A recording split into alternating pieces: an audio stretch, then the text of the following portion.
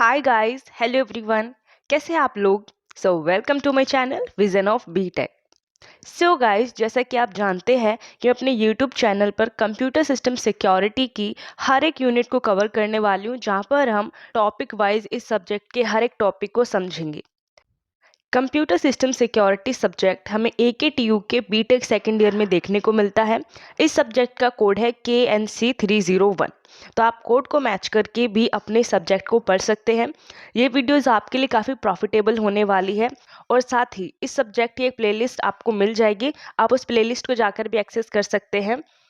साथ ही हम इन वीडियोस में एग्जाम के पॉइंट ऑफ व्यू से सभी इंपॉर्टेंट क्वेश्चन भी डिस्कस करेंगे जो AKTU में पूछ लिए जाते हैं। So guys, welcome to this slide and आज ये unit 1 computer system security introduction का पार्ट 2 होने वाला है और आज हम यहाँ बात करेंगे सैम्पल अटैक्स की। सो सैम्पल अटैक्स होते क्या है, इसके बारे में बात करते हैं।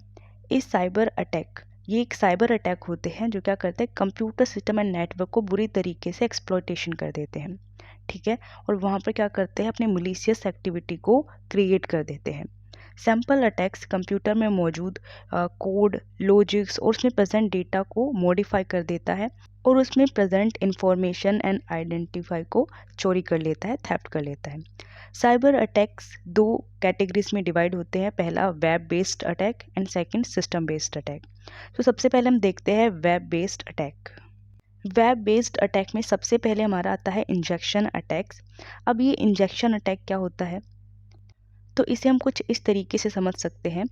सम टाइम हम क्या करते हैं कि हम कुछ सेम फाइल को आपस में डेटा ट्रांसफ़र के लिए यूज़ करते हैं। कुछ वेबसाइट से अगर हमें कोई डेटा ट्रांसफ़र करना होता है, ऐसे में अटैकर क्या करते हैं कि वो वेब एप्लीकेशन के थ्रू अपने मलिशियस डेटा को यूज़र के फाइल में ट्रांसफ़र कर देते हैं, जिससे कि यूज़र की फ़ाइल पूरी तरीके से इन्फेक्टेड हो जाती है। फिर उनके थ्रू जो अटैकर होते हैं वो फाइल से उनकी पर्सनल और सेंसिटिव इन्फॉर्मेशन को लीक कर लेते हैं। इंजेक्शन अटैक में यूज़र की इंटरेक्टिविटी बहुत ज़रूरी होती है, तभी ये इंजेक्शन अटैक पॉसिबल हो पाता है। ये क्लाइंट एंड सर्वर दोनों तरफ से ही होता है। काफ़ी सारे एग्जांपल्स हैं यहाँ पे और एग्ज़ाम के पॉइंट ऑफ व्यू से इसमें SQL injection and HTML injection काफ़ी ज़्यादा इंपॉर्टेंट है। सो हम अलग से इन टॉपिक्स पर डिटेल में बात करेंगे। फिलहाल आगे बढ़ते हैं और देखते हैं अपना second web based attack. So second है DNS स्पूफिंग। DNS की फुल फॉर्म है domain name server. As a name आप समझ ही जाएंगे कि डोमेन नेम, यहाँ हम डोमेन नेम से रिलेटेड स्पूफिंग के बारे में बात करेंगे। अब ये डोमेन नेम होता क्या है, समटाइम्स आप जब कोई न्यू एप्लीकेशन या कोई न्यू वेबसाइट ओपन करते हैं तो आप कभी कभी लिंक देखते हैं, जैसे HTTPS google.com एंड www.facebook, ऐसी कुछ लिंक होती है। तो ये जो मेन नेम होते हैं लाइक गूगल, फेसबुक, तो ये जो पर्सनली किसी सर्वर के लिए एक डोमेन का वर्क करते हैं, ओके, तो ये होते हैं डोमेन नेम। अब हम बात करते हैं DNS स्पूफिंग या DNS कैश पॉइजनिंग के बारे में। इसमें आगे बढ़ने से पहले हम ये जान लेते हैं कि डोमेन नेम सर्वर में हम सर्चिंग कैसे करते हैं और ये वर्क कैसे करता है। अगर हमें कोई वेबसाइट या एप्लीकेशन पर कुछ सर्च करना है तो हम सबसे पहले क्या करते हैं कि हम अपने ब्राउज़र में जाकर उससे बोलते हैं कि इस डोमेन नेम पर हमें सर्च करना है। तो ब्राउज़र क्या करता है कि सबसे पहले रिक्वेस्ट भेजता है DNS सर्वर पर, फिर DNS सर्वर उसे वेब सर्वर में ले जाता है और वहाँ पर उसके एक्यूरेट IP एड्रेस को सर्च करता है। अब IP एड्रेस इतना इंपॉर्टेंट क्यों है, जैसा आप सभी जानते हैं कि जो हमारा कंप्यूटर सिस्टम होता है वो सिर्फ बाइनरी नंबर पर वर्क करता है, 0 एंड 1 पर। तो ये जो IP एड्रेस होता है वो 0 1 के फॉर्म में ही सबमिट होता है। अगर हम रैंडमली कह दें कि भाई हमें गूगल पर कुछ सर्च करना है या फिर हमें उस डोमेन नेम से कुछ सर्च करना है, तो वो एग्जैक्टली हमारा DNS सर्वर उस डोमेन नेम से सर्च नहीं कर पाएगा। तो हम अपने सिस्टम को केवल सर्वर के IP एड्रेस के थ्रू ही कनेक्ट करा सकते हैं। अब हमने ये तो देख लिया कि डोमेन नेम सिस्टम वर्क कैसे करता है, लेकिन अब इसकी स्पूफिंग कैसे होती है या फिर DNS कैश पॉइजनिंग क्या चीज़ होती है वो देख लेते हैं कि आखिर इसमें अटैकर अटैक कैसे करता है। जब ब्राउज़र DNS सर्वर को इंडिकेट करता है कि हमें भाई IP एड्रेस ला कर दो, तो उस कम्युनिकेशन के वक्त वहाँ पर कोई भी प्राइवेसी नहीं होती है। तो ऐसे में अटैकर क्या कर सकता है कि उस कम्युनिकेशन के थ्रू वो वहाँ पर उसके मिड में आकर के अपने आप को वहाँ इन्वॉल्व करा सकता है और जो वहाँ पर कम्युनिकेशन ब्राउज़र और DNS सर्वर के बीच हो रहा है वहाँ पर खुद को एज अ रियल आइडेंटिटी वहाँ पर अपने आप को मौजूद कर लेता है और फिर क्या करता है अटैकर विक्टिम से as a real DNS server बन के बात करता है। होता वो फेक है, मतलब क्या करता है कि अटैकर विक्टिम को अपने सजेशन देता है, जो अटैकर चाहता है वो लिंक्स वो उससे ओपन कराता है, लेकिन यहाँ विक्टिम को लग रहा होता है कि वो रियल डीएनएस से कम्युनिकेट कर रहा है। सो इसे ही कहते हैं हम डोमेन नेम सिस्टम स्पूफिंग। अब ये डीएनएस कैसे पॉइजनिंग क्या होती है इसे भी समझ लेते हैं। सो जब हम क्या करते हैं कोई लिंक या फिर कोई डोमेन नेम सर्च करते हैं, तो वहाँ पर क्या होता है कि जब हम एक ही लिंक को बार बार सर्च करते हैं तो डीएनएस सर्वर टेम्पररी उसे कैसे मेमोरी में स्टोर करके रख लेता है। उससे क्या होता है कि हमें बार बार जब हम उसे सर्च करते हैं तो वो डायरेक्ट कैसे मेमोरी से निकल कर आ जाता है, बार बार उसे लॉगिन करने की ज़रूरत नहीं होती है। ऐसे में जब अटैकर विक्टिम की फाइल को इन्फेक्टेड कर देता है तो वो क्या करता है कि वो यूआरएल वेबसाइट भी कैशे में आकर स्टोर हो जाती है। सो उसी सेम कैशे मेमोरी में आकर स्टोर हो जाती है, तो उसे हम कहते हैं डीएनएस कैशे पॉइजनिंग।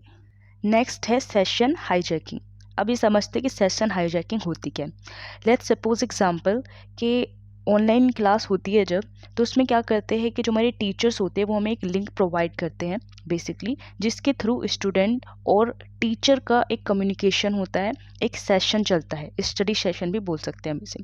तो ऐसे में अब क्या होता है कि अगर वो लिंक अटैकर को किसी तरीके से मिल जाती है तो वो भी क्या हो सकता है कि वो उसमें इन्वॉल्व हो सकता है, और इन्वॉल्व होकर एज आ ट्रू आइडेंटिटी वहाँ पर प्रिटेंड करेगा और किसी को पता भी नहीं लगेगा।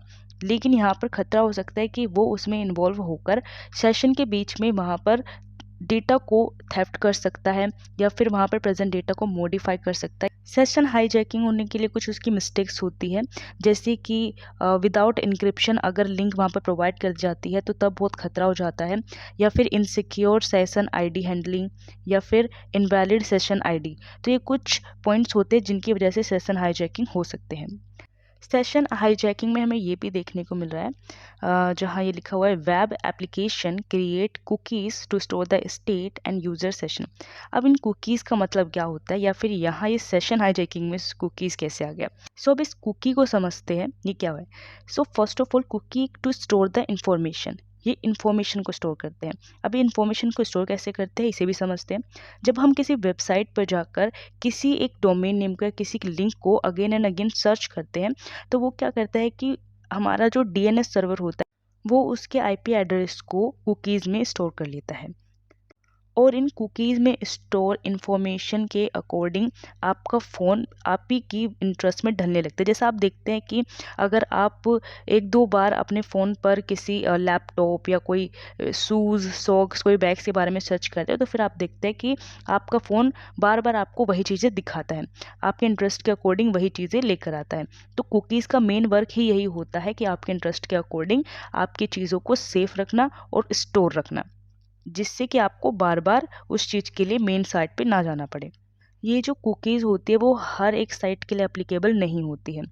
एक बार ये समझ लेते हैं कि जो कुकीज़ होती है वो वर्क किस तरह करती हैं। तो जैसे आप किसी वेबसाइट पर जाकर लॉगिन करते हैं किसी नई लिंक पर, तो वहाँ पर क्या होता है आपके लिए एक सेशन एक्टिवेट हो जाता है। तो जब वो सेशन आपके लिए एक्टिवेट होता है तो उससे पहले आपको एक एड्रेस दिया जाता है। तो वो जो एड्रेस होता है वो आपकी कुकी में स्टोर हो जाता है, और वो तब तक एक्टिवेट रहता है जब तक कि आप उसे लॉग आउट नहीं करते। ठीक है, जो होती है वो कुछ आईडी कार्ड की तरह होती है। जिस तरह से आईडी कार्ड में आपकी सभी इंफॉर्मेशन, जैसे आपका कॉलेज का सीरियल नंबर, आपका एडमिशन नंबर, आपका नेम, आपकी क्लास, आपकी ब्रांच, सभी एक्सेस होती है, उसी तरीके से कुकी क्या करता है कि स्मॉल टेक्स्ट फाइल होती है जो सेशन फाइल और उनके एड्रेस को स्टोर करके रखता है। अब बात करते हैं कि अगर ये ही कुकी चोरी हो जाए या फिर अटैक कर इसे ही ग्रैब कर ले तो फिर क्या होगा। ऐसे में एक सेंसिटिव केस बन जाता है कि अगर अटैकर आपका आईडी कार्ड यानी कि आपकी कुकी को अगर एक्सेस कर लेता है, ग्रैब कर लेता है, तो ईजीली आपके डीएनएस सर्वर में जाकर कहीं भी उसे मॉडिफाई कर सकता है वहाँ, और वहाँ से आपकी सेंसिटिव इन्फॉर्मेशन को हैक कर सकता है। तो ये होता है हमारा सेशन हाईजैकिंग या फिर कुकी हाईजैकिंग। इसके बाद आता है फिशिंग। फिशिंग अटैक क्या होता है वो मैं अपनी इससे पहले वाले वीडियो में काफ़ी डिटेल से बता चुकी हूँ। एक बार फिर से देख लेते हैं कि फिशिंग अटैक होता क्या है। इसमें जो अटैकर होता है वो एक मास्करेडिंग ट्रस्टवर्दी एंटिटी बनकर आपसे पर्सुएट करता है और आपकी सेंसिटिव इन्फॉर्मेशन लाइक आपकी क्रेडिट कार्ड डिटेल्स, बैंक की डिटेल्स ये पूछता है। तो इसे हम कहते हैं फिशिंग अटैक। अब हम देखते हैं brute force attack. Brute force attack क्या होता है? तो ये जो अटैक होता है वो यूज़ किया जाता है टू क्रैक द पासवर्ड। तो जो मिलीशियस एंटिटी होती है, जो अटैकर्स होते हैं, वो यूजर्स के पासवर्ड को क्रैक करने के लिए इस मेथड का यूज़ करते हैं। अब नेक्स्ट हम देखते हैं डिक्शनरी अटैक। डिक्शनरी अटैक क्या होता है? ये भी एज सेम होता है ब्रूट फोर्स अटैक के, ये भी यूज़ किया जाता है टू क्रैक द पासवर्ड। अब डिफरेंस कहाँ होता है? जो हमारा डिक्शनरी अटैक है, तो इसमें ये क्या करता है कि ये डिक्शनरी वाइज, जैसे कि डिक्शनरी में हमारे वर्ड अल्फ़ाबेटिकल ऑर्डर में लगे होते हैं, तो ये उसी ऑर्डर में जिसका एक रियल मतलब निकल रहा होता है, उसी ऑर्डर में पासवर्ड को चेक करता है और कोशिश करता है कि उसी एक्यूरेट कॉम्बिनेशन में पासवर्ड को फाइंड आउट कर सके। ब्रूट फोर्स में क्या होता है कि वो कोई सीरियल वाइज या किसी अल्फ़ाबेटिकल ऑर्डर में सर्च नहीं करता है, वो रैंडमली किसी का मतलब बन रहा है या नहीं बन रहा है। ब्रूट फोर्स का तो वो 100% गारंटी तो देता है पासवर्ड को फाइंड करने की, लेकिन वो एक अल्फ़ाबेटिकल ऑर्डर से नहीं चलता है, तो इसलिए टाइम थोड़ा सा ज़्यादा ले लेता है। वहीं डिक्शनरी अटैक में ये अल्फ़ाबेटिकल ऑर्डर से पासवर्ड को क्रैक करने की कोशिश करता है, लेकिन ये थोड़ा सा ऑड मेथड है क्योंकि आज के टाइम में कोई भी अल्फ़ाबेटिकल ऑर्डर से अपना पासवर्ड नहीं रखता है। तो ये दूसरे केस में, जैसे कि डिफ़ॉल्ट पासवर्ड को ईजिली क्रैक कर लेता है, तो ये उस केस में ज़्यादा सही रहता है। अब आगे मूव करते हैं और देखते हैं यूआरएल इंटरप्रिटेशन। यूआरएल की फुल फॉर्म होती है यूनिफॉर्म रिसोर्स लोकेटर। जो हमें लिंक प्रोवाइड होती है जैसे https:/google.com, तो ये हमारे क्या होते हैं कि यूआरएल होते हैं जो बेसिकली वर्क करते हैं for searching the DNS server. अब ये यूआरएल इंटरप्रिटेशन जो अटैक है वो भी फिशिंग की तरह ही है। तो यहाँ पर क्या करते हैं, जो अटैकर होते हैं वो लिंक में थोड़ा सा चेंज करके उसे एक मिलीशियस लिंक में कन्वर्ट कर देते हैं, तो इसे हम कहते हैं यूआरएल इंटरप्रिटेशन। अब हम आगे देखते हैं फाइल इंक्लूजन अटैक, या फिर इसे हम कहते हैं लोकल फाइल इंक्लूजन, LFI के नाम से भी इसे जानते हैं। तो इसमें क्या होता है कि फाइल इंक्लूजन में जब यूज़र दो फाइल को आपस में इंक्लूड करके उससे डेटा शेयर करता है, तो इस केस में क्या होता है कि अटैकर उनके मिड में आकर मिलीशियस फाइल को अपनी वेबसाइट के थ्रू उस फाइल में ट्रांसफ़र कर देता है और यूज़र के सिस्टम को हैक कर लेता है। तो इसे हम कहते हैं फाइल इंक्लूजन अटैक। अब हम नेक्स्ट देखते हैं man in the middle attack. ये अटैक एक्टिव और पैसिव दोनों में होता है। सो जो एक्टिव अटैक में man in the middle attack होता है, वो क्या करता है कि इसमें केवल अटैकर सर्वर और क्लाइंट के बीच की मैसेज को समझ सकता है, उसकी स्पीड को जान सकता है, लेकिन उसमें कोई भी मॉडिफिकेशन नहीं कर सकता। वहीं एक्टिव अटैक में अगर ये man in the middle attack हो, तो इसमें क्या करता है, अटैकर क्लाइंट और सर्वर्स के बीच चल रही बातचीत को मॉडिफाई भी कर सकता है और उनके बीच के डेटा को ऑब्जर्व करके उसे डिलीट भी कर सकता है।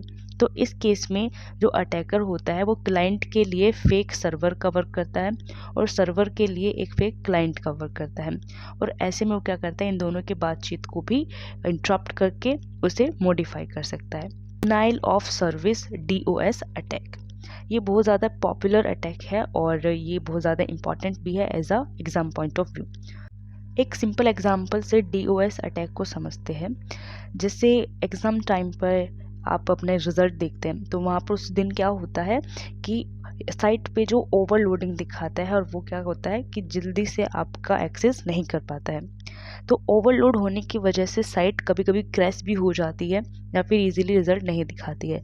तो ये भी एक एग्जांपल है डिनाइल ऑफ सर्विस का। तो इसमें क्या होता है कि ओवरलोडिंग की वजह से, डेटा के ज़्यादा एक्सेस होने की वजह से, ज़्यादा लोगों के यूज़ करने की वजह से वो वेबसाइट उस लोड को हैंडल नहीं कर पाती है और क्रैश हो जाती है। सो यहाँ पर हमारे वेब बेस्ड सैम्पल अटैक्स ख़त्म होते हैं। सो गाइज, आई होप आपको ये सभी टॉपिक्स अच्छे से क्लियर हो गए होंगे, लेकिन अगर फिर भी आपके मन में कोई डाउट रह जाता है तो आप मुझे कमेंट कर सकते हैं। एंड नेक्स्ट वीडियो में हम सिस्टम बेस्ड सैम्पल अटैक्स के बारे में डिटेल में बात करेंगे। तब तक के लिए बाय बाय।